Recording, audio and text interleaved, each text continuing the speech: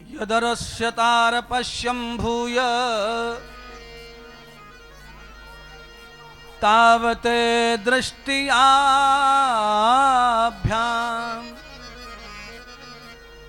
देवस्वदेवरूपेषु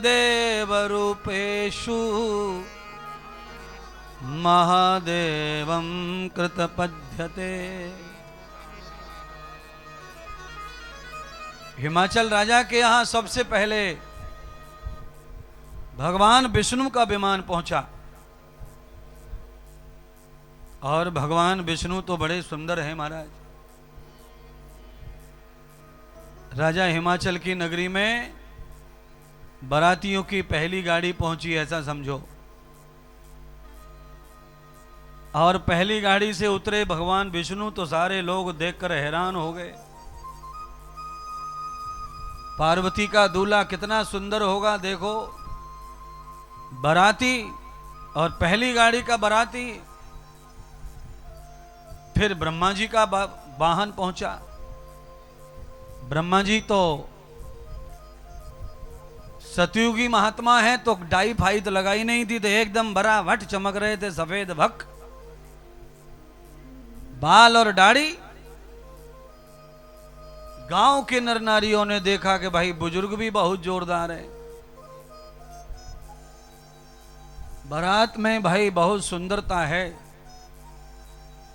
इंद्र का रथ जब पहुंचा हाथी, तो इंद्र तो था ही बहुत सुंदर। इंद्र को देखकर तो महाराज बहुत चक्के रह गए सब नर नारी। भैया बाराती ऐसे हैं तो दूल्हा कैसा होगा सुंदर।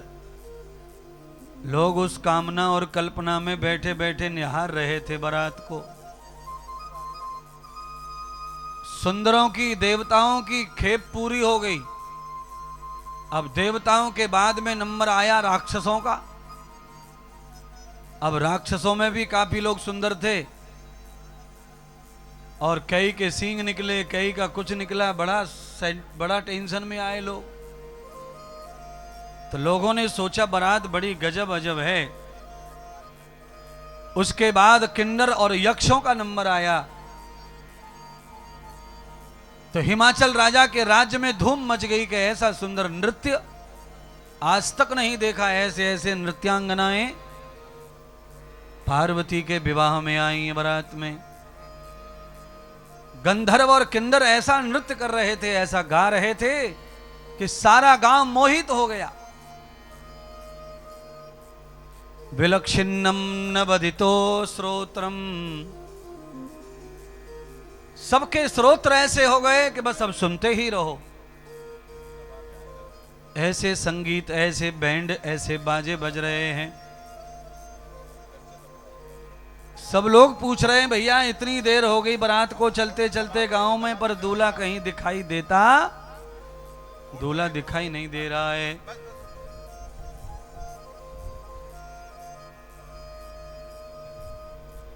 दूल्हा सबसे पीछे। किन्नर निकल गए, गंधर्व निकल गए, पिशाच निकल गए, भूत प्रेत निकल गए। अब भूतनाथ महादेव पीछे से आ रहे महाराज, बैल पर बैठे हुए और पूरा शरीर नीला है। कर्पूर गौरम करुणावतारम संसार सारम भुजगेंद्र सदा वसंतम हृदयारविंदे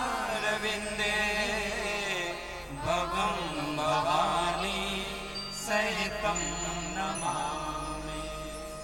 वैसे तो भगवान शिव के लिए श्लोक कहता है कि भगवान का जो शरीर था वो बहुत गौरा था। कर्पूर गौरम, उनके स्वरूप की व्याख्या कर रहा है श्लोक। तो कहा महादेव का जो स्वरूप है वो कर्पूर, कपूर की तरह सुंदर था देखने में। पर आजकल के जो शिवजी बनते हैं वो तो पूरा नीला पोत के दिखाते हैं कि ऐसे थे शिवजी। और श्लोक कहता है कर्पूर गौरम करुणावतारम, करुणा दया का सागर थे, अवतार थे परमात्मा। भवम भवामी सहितम भवम भवामी, सहितं नमामि। भव बंधन से मुक्त करने वाले थे वो, इसलिए हम उनको नमन करते हैं, प्रणाम करते हैं। क्योंकि वो भवानी के स्वामी हैं। यधार रूपम प्रवर्ति युक्ताम ताम अदृश्य नेत्रयो,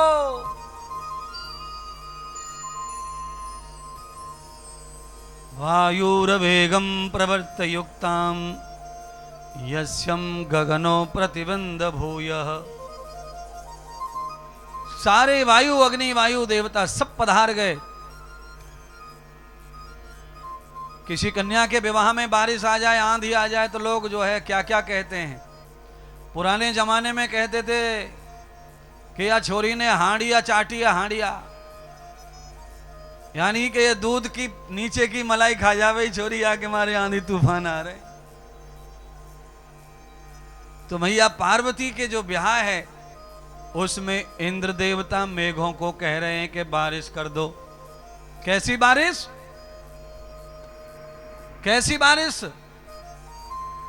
रंग बरसे कछु अमृत बरसे और बरसे कस्तूरी, हे रंग बरसे गो आहारे भोले रंग बरसे गो। इत्र की बरसात कर दी देवताओं। बारात के ऊपर सेंट छिड़के जा रहे हैं महाराज, कस्तूरी बरस रही है इत्रों के रूप में। अधिरमेघम प्रपन्नारत्वयाम,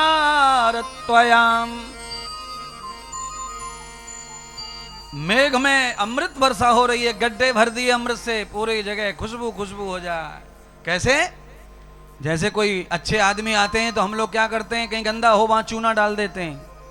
तो ऐसे ही पूरे नगर में इत्र की बारिश करवा दी देवताओं ने। इतना सेंट बरसाया कि पूरे गड्ढे नाले सब इत्र से भर गए।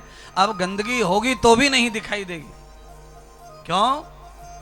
घर में चूहा मर जाए और कहीं छुप जाए दिखाई ना देवे तो बड़ी गंद मारे। अब चूहा दिख नहीं रहा है तो बदबू जाएगी नहीं।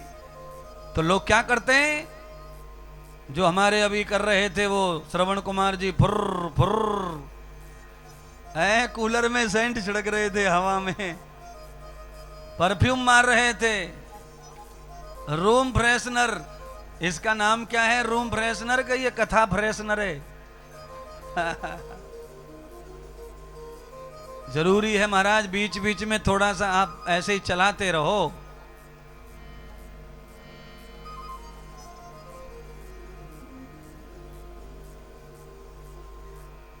क्योंकि ये जरूरी है, थोड़ा सेंट छिड़क देते हैं तो थोड़ा सही रहता, खुशबू आती रहे। क्योंकि कोई कोई आदमी पता भी नहीं चलने देता, नाक को परेशान कर देता है।